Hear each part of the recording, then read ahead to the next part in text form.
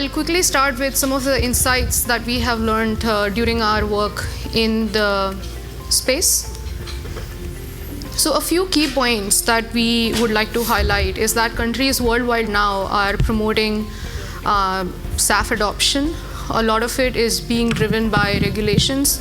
So here you see the countries in green, such as the US, several countries in the European Union, Brazil, China, Indonesia have set clear mandates for percentage of share of SAF that should be blended in jet fuel, but others are still trying to figure out how to incorporate similar regulations. US, as we know, has the Inflation Reduction Act.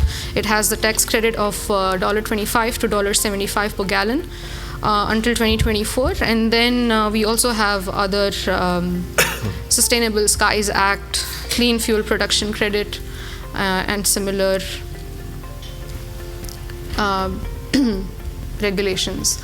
So what we do, ADI maintains a newsletter where we track the SAF industry, including new regulations or plant capacity that is coming online, or also tracking demand based on offtake agreements, new feedstocks and regulations, things like that. So based on all of that, based on the research, we see that if, in the high case, if we were to globally accept and follow the regulations by Europe, we expect 63% of jet fuel to be substituted by SAF. And the lower case, we are assuming that only US and Europe will follow those, but the rest of the countries will lag by 5 to 10 years. So we look at the share of SAF to be 45 to 63% in 2050, which will amount to 3 to 4 million barrels per day. And this includes energy efficiency and all of those assumptions. So looking at different commercial pathways to produce SAF, the most mature today are HEFA and alcohol to jet. And the green here suggests that their blending limits is pretty high, which is 50% is what they can be blended. But if we look at gasification, it's a little less mature today. Not in terms of technology, but it's very high in terms of capital cost and energy intensity, and which is why we also see that their GHG reduction potential is not as high as alcohol to jet and HEFA. Others with lower blending limits are algae to jet, as well as co-processing, and some of the others that are still awaiting ASTM certification are power to liquid and methanol to jet, but there's a lot of progress in those areas as well today. So we also have a multi-client where we look at all these technologies, their production costs, how we see the outlook, which you can subscribe to. Now, talking about renewable natural gas, a lot of it is what we are going to focus on during the panel too. But to set the stage, the cost of RNG by region is pretty high. Highest is in Asia Pacific, while we see North America is pretty cost competitive, although Latin America is a more mature market for RNG in terms of cost. Some of the key barriers to RNG project development we see is obviously the wide gap between natural gas and RNG prices. Also the cost of pipeline interconnection, which has a lower impact than the price differential.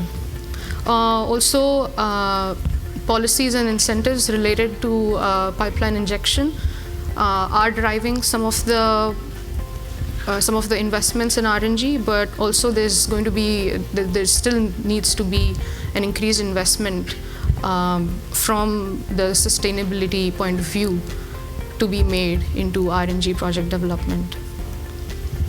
So talking about the demand forecast, we see that RNG is expected to almost grow to 3 times by 2040. A lot of that demand is going to come from utility gas distribution, And we see that in terms of supply, BP and waste management are some of the leaders where we see a lot of capacity coming up. So moving on to the panel, we are joined here by Blake Simmons from Joint BioEnergy Institute, Tamara Siskind with the Viridi RNG, and Blair with Synthica Energy. So thank you all for joining us today. So I think we can get started with like a quick introduction on each of your background and what the goals of your companies are. So Blake, we can. Hi everyone, pleasure to be here. My name is Blake Simmons and I'm the Chief Science and Technology Officer at the Joint BioEnergy Institute. We are not a company, as a matter of fact. We are Lawrence Berkeley National Lab, UC Berkeley, and a consortium of other university and academics working on biomass to biofuels primarily, but also working on things like direct air capture and conversion, with a primary focus on sustainable aviation fuels that are performance advantage relative to petroleum-derived products, meaning that they have a higher energy density and you can go farther on them on a per kilo or per gallon basis. I am a chemical engineer by training. I know Houston very well. My PhD is from Tulane, so it's good to be back in the neighborhood, and a pleasure to be here. So. All right. Hi, everyone. Glad to be here as well. My name is Tamara Siskind, and I'm with Viridi. We are a renewable natural gas platform, and our focus is on developing projects from a variety of renewable feedstocks, and then we upgrade the biogas to pipeline quality renewable natural gas. Our current project pipeline includes 2 landfill projects, as well as a food waste project in New York on Long Island. And we're also considering some opportunities in the biosolid space and other anaerobic digestion opportunities. All right, I'm Blair. I'm local, I'm from Houston. Prior to coming to Synthica, I worked in the utility industry for 25 years, doing a variety of different roles, from commodity trading to managing our pipeline assets. I came over to Synthica back in November, and a lot of you probably haven't heard of us, but we're a startup that was founded in 2017. We are similar but different than Viridi, in that we focus mainly on organic inputs into our process to make RNG. Food and beverage, industrial waste are our primary sort of target feedstocks. We have a site under construction right now in Cincinnati, Ohio, right across from Procter & Gamble, who is our anchor feedstock tenant. And we have 20 other feedstocks that we are taking into that plant. So it's going to be a little different than probably some of the other anaerobic digestion companies that you guys are familiar with. We have several other sites under development, including 2 in Texas, Houston, San Antonio. We have Atlanta, Georgia, and then we're also looking at Lebanon Junction, Kentucky, for another site. So we have a lot going on at the company. Our equity backer is Goldman Sachs, who came on board last summer, and so our platform is to try to deploy capital as efficiently as we can and get these sites developed, over the next 2 to 3-year timeline. So, one question that will be helpful for us is, how do you see RNG space going forward? So we look at it seems pretty optimistic, at least from the demand forecast point of view, but how do you see actual market trends going? I can talk a little bit about that. So another differentiator between us is I'm more on the downstream side. So at Synthica RNG development, I'm part of the pipeline interconnects that you talked about and dealing with those challenges, and then also working to monetize the environmental attributes, and then also get our gas that we're producing to the market. So that's really my role. I'm not as much on the feedstock side. But what we're seeing is a huge interest in our projects from a multitude of utilities, industrials, marketing companies. There is a lot of interest on the RNG side from a marketing perspective. and a lot of it's not necessarily in the markets where like the LCFS market in California. There's a lot of interest more from the voluntary space that we're seeing right now. A lot of companies are trying to get ahead of the game and try to secure renewable natural gas as part of their portfolio. So that's something that's been very interesting to see, is just how aggressive some of these companies are in wanting to sort of procure this. Typically on the RNG offtake, a lot of these deals are longer term, longer than 10 years. So if a company is interested in a project and they miss out on it, then it's not going to come available for a long time. So I think the future is bright from the RNG offtake perspective. Like you said, the pricing compared to fossil natural gas, there is a bit of a spread there. But I think companies are looking at it from a voluntary space, and they see more value than just, what the spread is. They're paying a premium for it, but I think they see more value as far as like how they can talk to their customers about being sustainable and what they're doing to try to help the environment. I think there's a lot of value that companies see in that versus just looking at like what I can buy fossil gas for versus RNG. So Tamara, how do you see the space in terms of people adopting your technology to, say, increase RNG supply? Sure. Well, I'll just say I agree with everything Jesse said on the offtake and the voluntary market being strong. Our offtake strategy will typically look at some long-term fixed price voluntary buyers as well as selling into the merchant RINs market. As far as folks adopting our technology, one thing that I think is great about renewable natural gas is it's a drop-in fuel. So it can go into the existing pipelines, the existing infrastructure. It's chemically the same as fossil natural gas. It just comes from a different feedstock. So I would echo the sentiment that we're currently seeing a lot of market demand and interest and the ability to find off-takers for our product. That's helpful. Blake, your experience spans a little wider across even SAF, RNG. How do you see the interest? And also earlier this year, congratulations that DOE has continued to support. So how do you see similar regulatory support? Well, I'll speak to the sustainable aviation fuel one primarily. I'll leave the experts on RNG, although it is a fascinating scientific exploration in anaerobic digestion, the biology of it. Sustainable aviation fuels, I think, are here to stay. They are going to grow in prominence across the world.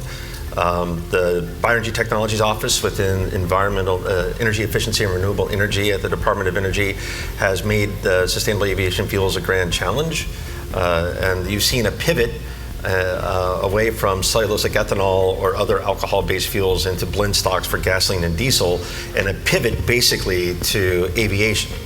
The reasons being are primarily around electrification and hydrogen going into the light-duty vehicle fleet. And so even though I'm from California, I don't buy into the notion that you can fly a plane on electrons or solar or hydrogen anytime soon. I'm not going to get on a plane that has an extension cord or a hydrogen tank on it anytime soon. And so if you really want to get to the crux of it, you have to come up with a liquid fuel with the energy density that meets the volumetric energy requirements for the aviation sector. The aviation sector globally right now is about 100 billion gallons a year. I'm sure folks in the room know this. It's expected to double within the next decade, according to some projections. And if you really want to make a dent in transportation-related greenhouse gas emissions, I think sustainable aviation fuels is where you should focus a lot of your effort, because it is going to be permanent in terms of its market demand, in terms of 50 to 60 years or beyond. And so it's a low-risk investment if you can come up with something that's cost competitive and passes the bar in terms of performance. You already mentioned in your little overview that the HEPA and the alcohol-to-jet ATJ SPK are the two ASTM certified pathways right now. And so that's where a lot of the short-term investment is going. And you're seeing folks like DG Fuels, LanzaJet / LanzaTech, Neste and others, really getting after large capital projects that have been a nice example of public-private partnerships de-risking a technology to increase volumetric production. And so I think beyond that, there is a notion of trying to get to 100% SAF. As most folks know, you need to have about 7 to 10% of your aviation fuel have an aromatic component on it to make sure that the planes stay in the sky because the seals are swollen and maintain integrity. That's something that we're all vested in making happen.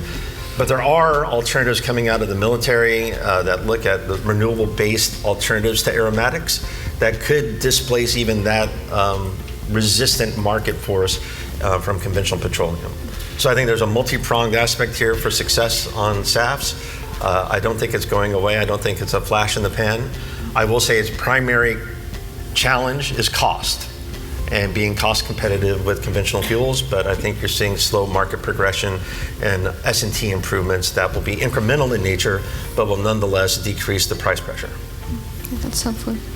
So, Tamara, one question I have on RNG is what is the incremental cost to, say, convert biogas to the RNG grade, and how do you see that going forward? Do you think it'll go down or up, or are the off-takers, will they continue to be willing to pay a premium for RNG? Sure, that's a good question. And you showed on this slide kind of a range of typical cost per MMBTU, so I would defer to that on costs.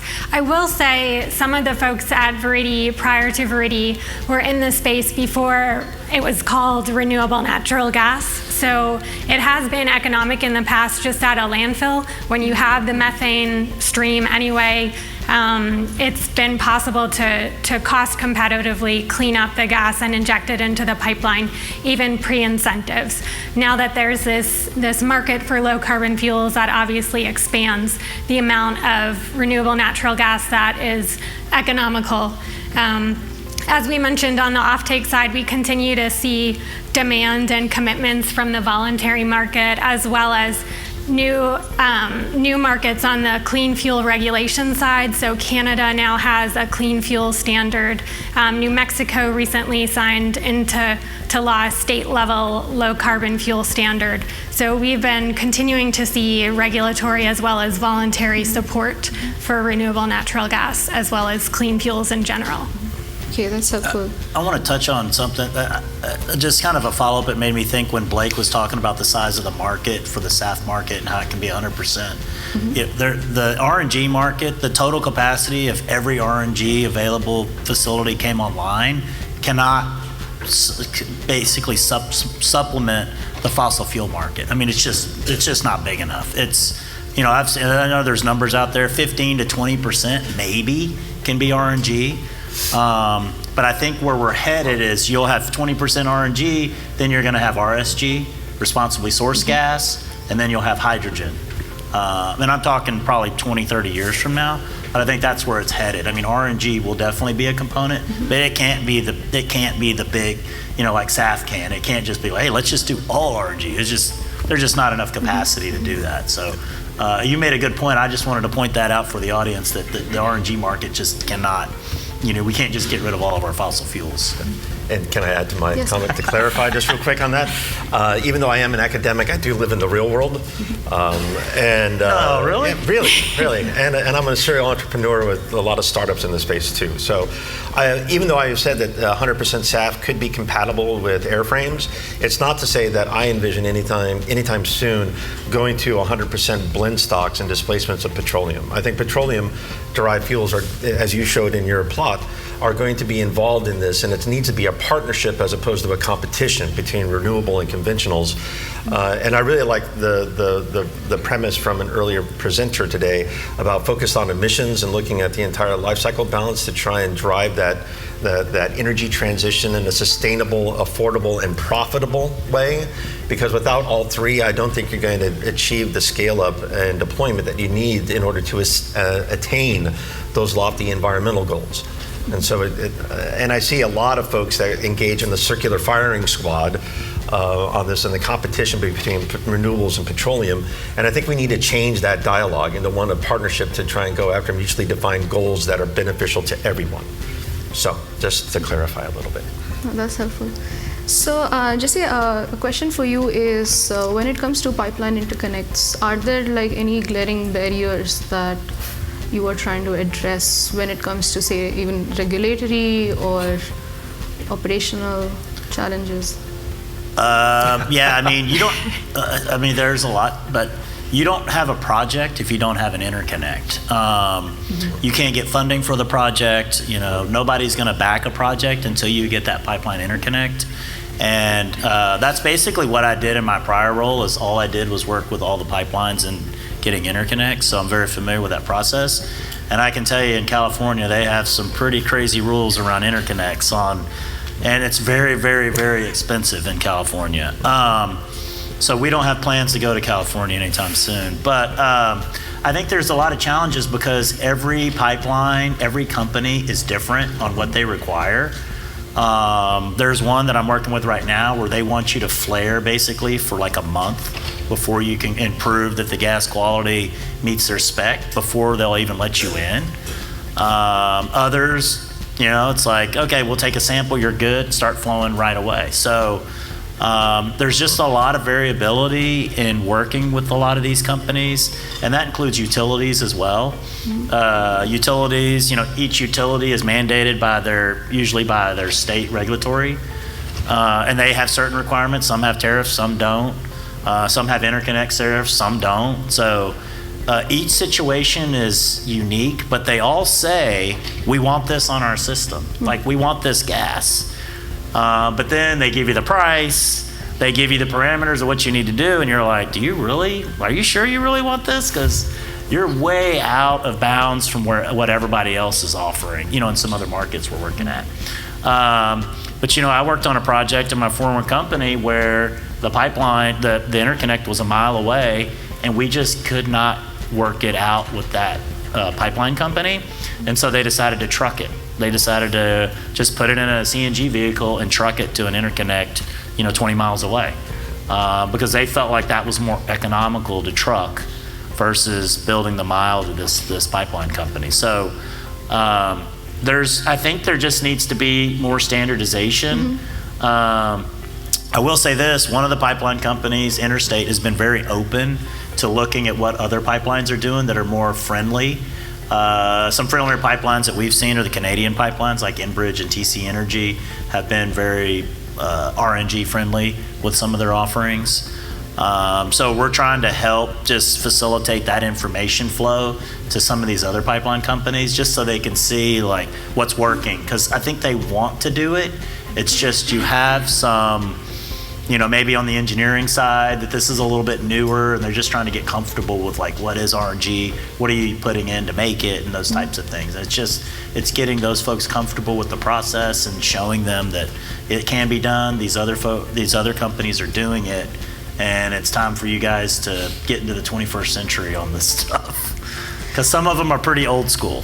So how do you see the trend? Do you see some sort of standardization in the near term? Yeah, I mean, I think we're trying, and you know, just some are more progressive than others on being able to allow RNG interconnects, and the ones that aren't, I think they see like RNG going into other competitor pipelines, and I think they're trying to figure out like, well, what do we need to do to bring this onto our system? Because when you're a developer and you're trying to bring something online, you want to go to a place where you know you'll have success in bringing the gas onto the system. You don't want to go to a place where it's just going to be a big headache and you feel like it's going to be way too expensive, the regulatory requirements are too much, and it's just, if you're picking between five locations, you're probably going to cross those off, just because it's going to be a lot harder to be able to work with those companies. So I do think it will get better though. So, Tamara, you mentioned that there are two types of sources. One is landfill waste and the other is food waste. So do you see one quality being different than the other, and where do you see more adoption going forward? Sure. So there's, I guess, two high-level categories of renewable natural gas. There's renewable natural gas that comes from a landfill, and then there's renewable natural gas where it's biogas coming from an anaerobic digestion process. And anaerobic digestion, it can be a wastewater treatment plant, also called biosolids. It could be a food waste digester, which is what we're building in New York.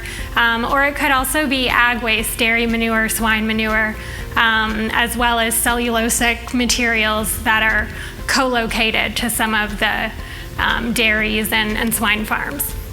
So different types of biogas or renewable natural gas have different CI, carbon intensity scores, and we see a variety of demand as far as if it's really low CI, that's very important to some buyers, whereas in the D3, D5 RINs market, they're really just concerned that it meets the renewable fuel criteria. So I guess to answer your question, there's kind of a niche market for a lot of different types of biogas based on the feedstock.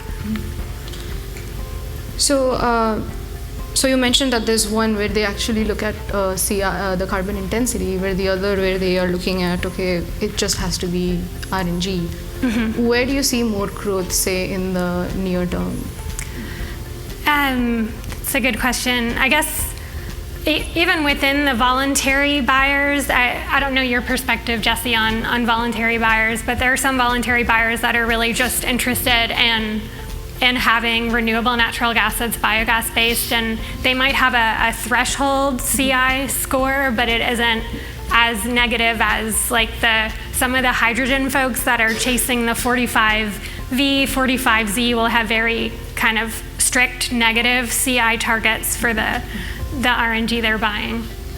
Yeah, I'll just follow up a little bit, like the dairy, so we don't do any manure, we don't do any of that. Most of our stuff that we consider for waste is all pre-consumer. We don't do any post-consumer waste.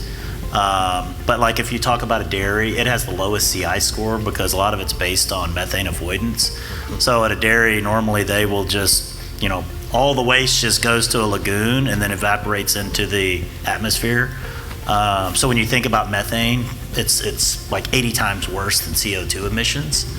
So they're capturing all that and putting it in a digester. So their carbon intensity score is so much lower than anybody else. So all the dairy gas is going to the LCFS market in California because it's worth the most in that market. So the lower your CI score in the LCFS market, the more money it's worth. Mm-hmm. So all the low CI is trying to get to that market and dispense to the transportation sector. Our CI score is not going to be anywhere near that. So that's why we're not even targeting that market. And we're more looking at the voluntary space for the most part. But I would say like all your low CI scores are trying to get to California because it's worth the most there. Now other states are also offering, I think there's other states like Oregon, Washington, I know Minnesota's looking at sort of developing their own LCFS market, and that's low carbon fuel standards. So as that market sort of develops, there will be other markets potentially to take some of this gas to. But so I do see that growing and that opportunity for like dairy farms and things like that with the low CI score will be more in demand. But just to give you guys some context too, the dairies, you might have a big dairy, but it's not going to produce much gas. The volume is really small at dairies versus a landfill. It has the biggest, it produces the most natural gas at a landfill, typically. If you look at the breakdown for RNG production, most of it's landfill. All these dairies are coming on, but they only produce 300 MCF a day, which is very, very small in the grand scheme of things. So, yeah, that's helpful. So, Blake, you mentioned SAF and trying to diversify feedstock. So, what kind of feedstock do you see? Or are you researching on or looking at? So we were talking earlier, the approach that we are taking, and a lot of the folks like LanzaTech and LanzaJet, I'll talk about us first and we can talk about their approach, which is an interesting one. You really try to go onto feedstock flexible or feedstock agnostic technologies. If we learned, I hope we learned a lot from biofuels 1.0, 2.0, and 2.5 over the past few decades. That the one thing that we've learned is that if you prop up a technology that can only process one feedstock, like corn stover, and you have a price fluctuation or an availability shortage or a compositional variance, and your whole downstream process collapses, either from a technology perspective or a business model, that's ungood from an engineering perspective. And we've had, I mean, the business landscape is littered with the carcasses of those bad business decisions. And so you need to really have a robust front end that can take mixtures of feedstocks from a variety of sources, be it hardwoods, softwoods, ag residues, cellulosic rich, MSW, non-recyclable fraction cuts, and really develop an omnivorous system that can generate cheap sugars from them and then convert those into the products you need to take it to sustainable aviation fuels. And that's what we've been developing and are commercializing currently, is something that can handle all of those mixtures of feedstocks. And we've scaled it up and demonstrated that it actually improves with performance. And it's based on an advanced solvent technology as opposed to dilute acids or dilute bases or concentrated versions of both. And so I think there's a real big opportunity in those feedstock flexible technologies. There's another flip side, which is a hybrid thermochemical biochemical approach, which is you gasify your feedstock, generate syngas, and then do a gas fermentation on that to produce ethanol. And that's what LanzaTech / LanzaJet and Vertimass and others have been pioneering and developing. And that's been very successful. And it's been demonstrated in China and going to be in the United States and elsewhere that it is also feedstock flexible. Because, you know, notionally, from a chemical perspective, everything burns. And so if you can put it into a gasifier and it meets certain feedstock criteria and ash content, moisture content, and others, you should be okay in generating syngas from it. So I think you're de-risking the front end, which was the really painful lesson from the early 2000s to mid 2010s, where you dialed in your front end technology off of a very narrow range of feedstocks, and then you couldn't handle and survive in the marketplace when those feedstocks suddenly changed on you. And it's like that, you need to have a really robust front end and a back end in order to make this value proposition work. And so also in terms of sustainable aviation fuel, we see that what they define sustainability as in the US versus European Union, they vary. And so how do you see the regulatory outlook for acceptable feedstocks? Well, I think you have to take an approach that is an LCA-based, life cycle analysis-based, and take a look at the carbon intensity from, whatever your favorite phrase is, from, prairie to pump or, whatever it is. But you need to take a system of systems approach that understands the carbon inputs. I think looking at waste feedstocks that you're generating anyway, that shouldn't have a diversion impact in terms of indirect land use change, although that is being proven more and more to be a red herring as the years go on. So I think looking at those waste feedstocks that are available at the tonnages and the price points and mixtures of those that you can deploy throughout the nation and the world make a lot of sense. And so Fulcrum, BioEnergy, that they coined that phrase, and you've seen, probably if you've flown United, you've seen the Oscar the Grouch, ad campaign on sustainable aviation fuels. And I think that's an effective approach, turning waste into a circular approach to valorization and distribution. And so there's also opportunistic feedstocks in the West Coast and other wildfire impacted regions where you have fuel reduction activities which are generating, literally mountains of wood chips that currently are just lying fallow or catching on fire spontaneously. And if you could get your hands around that problem and divert it into a sustainable aviation fuel or some other economic beneficial, environmentally beneficial effort, that could also be a really big short-term win. And you've seen a lot of folks in British Columbia, the West Coast of the United States, the Southeast, that are propping up those types of technologies that can take in basically a forest Roomba approach where you take all of those inputs and convert them into something like a SAF. That's helpful. So I'll open it up for any questions from the audience.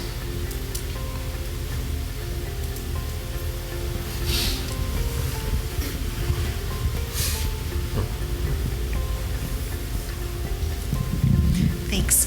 Yeah, great discussion. Blake, just got a question for you on, as you think about the biofeedstocks, like your comment on it being kind of developing technology that's agnostic to that.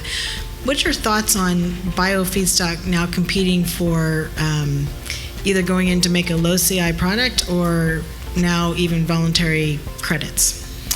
In terms of which I think is the winner? Just thoughts on how that's evolving. I mean, well, so I'm a big fan of the bioeconomy and circularity, so I think there's room for both. I think you're not going to come up with the silver bullet solution to this, and I think it was the power conversation before this, where you're going to see a further diversification in the energy sectors that are maybe distributed in a different way that makes sense in a regional and then plug into a national type of approach. Distributed biomanufacturing, because the great thing about biology is that it's everywhere. And the good thing about feedstocks is that there's something available, except in the arid regions or desert regions, that would be a little more problematic outside of algae, growing in big ponds out in Arizona and New Mexico. But I think you need to come up with a community-based approach in some form or fashion that understands what are the available resources, what is the tolerance of key stakeholders in those communities, and ground truth solutions that make sense and benefit the community. I've seen a lot of technology companies come across like paladins, like they're knights on a mission to bring in a gold-plated technology solution and plop it down in the community and just think everybody will enjoy and celebrate it for the sake of it. And then they'll siphon all the money out of it. I think you've seen a lot of NIMBYism, not in my backyard, on the technology development side because of underestimation of the role of the community in deploying a new technology for feedstocks that are available in that region. And so the North San Joaquin Valley is one that we're focusing on, and developing community-based solutions that will both produce products that go into the local market and then like energy products that can go in the national. And I think that you need to key off of all of those and come up with a fault-tolerant approach that is community-focused as opposed to a one-size-fits-all type of approach. So I don't know if I answered your question, but I did my best. Any other questions? Everybody's ready to go to lunch. It is the worst session of the day, right? Everybody's ready for lunch. No, if not, then okay, there's one. Hi, thank you for great discussions on the panel. I have a question about renewable natural gas and that portion that actually is coming from converting the captured CO2 into renewable natural gas as opposed to like biogas resources. How do you see the technology stands there, and what are the opportunities, and how the commercial how it can get commercials compared to what you are working on? Do you want to take that one, or? Sure. I'll yeah. talk. Yeah, go ahead. I'll start. I'll say that RNG plants do provide a source of biogenic CO2, and I think there's a lot of talk about cool things that you could do with that biogenic CO2 stream. It's relatively pure, so it's a great opportunity maybe for capture. I think the best use case I've seen was in Europe, where the RNG facility was right next to a greenhouse, and they could just take the off-gas, the CO2 off-gas stream, and pipe it into the greenhouse next door. So that works if you have a greenhouse next door.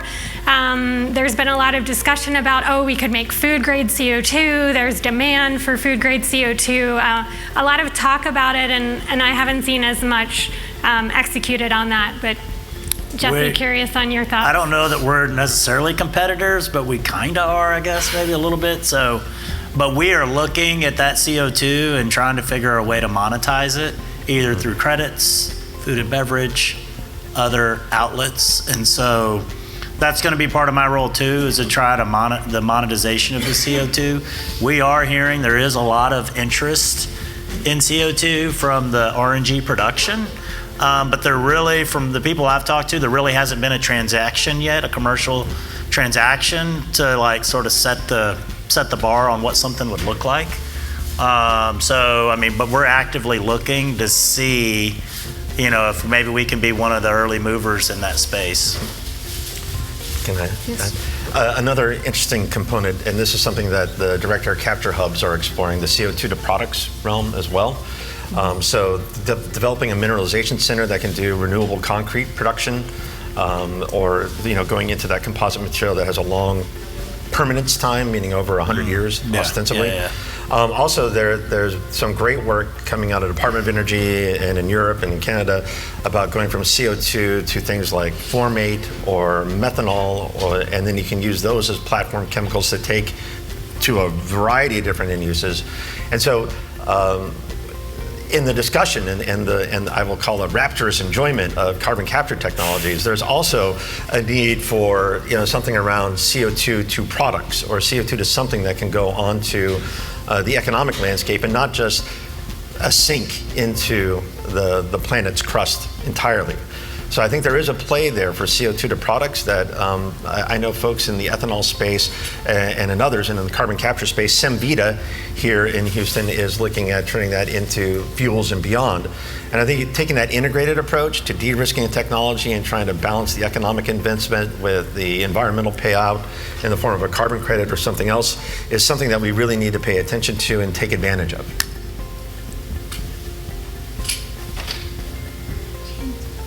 Then we have one more question. I think that's the last question. Oops. Hi, John Fraser from Huntsman.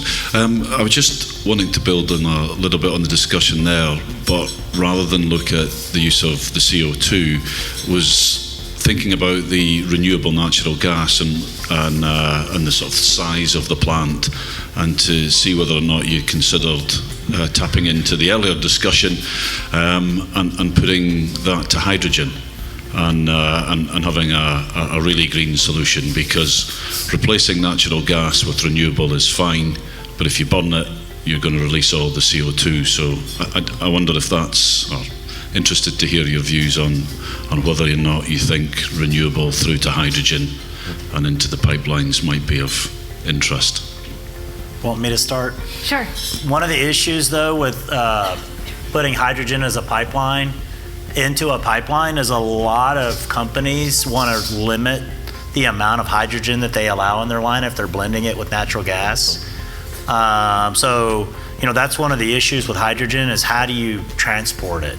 So with the RNG, like I think you mentioned it earlier, it was good. It's like the infrastructure is already there, so it makes a lot of sense for us to be able to basically compare RNG to fossil gas, and you can just displace it. But when you're talking about trying to displace fossil gas with hydrogen, I think it's a totally different types of question, especially from the pipeline perspective, because they might not want that much hydrogen in their system, especially in steel pipelines. I know, like a former company of mine, we did a hydrogen pilot project and we were blending it into a plastic lines, plastic distribution lines, but we were limiting the hydrogen to no more than 5 to 10% of the flow. So I think it's good conceptually, but until we get more adoption from the pipeline companies to want to accept hydrogen as a potential blend with the fossil or RNG, I still think that's going to be a ways away. That's what I've seen from talking to industry players. Yeah, I agree with Jesse's comments on the pipeline. The other thing I would say is show me the offtake, right? So, like we can't put together a project until we have an offtake for those amounts of hydrogen is a key barrier that I see from the commercial perspective of getting these projects to work. Everyone is talking about hydrogen, but actually signing an offtake agreement and seeing fleets of vehicles that are running on hydrogen is another challenge and barrier to near-term conversion of RNG to hydrogen. But the technology is there. You can use a PSA, pressure swing adsorption system and reactor to get from RNG to hydrogen. Thank you. So I think that's we wrap up the panel and can all break out for lunch. Thank you so much. All right.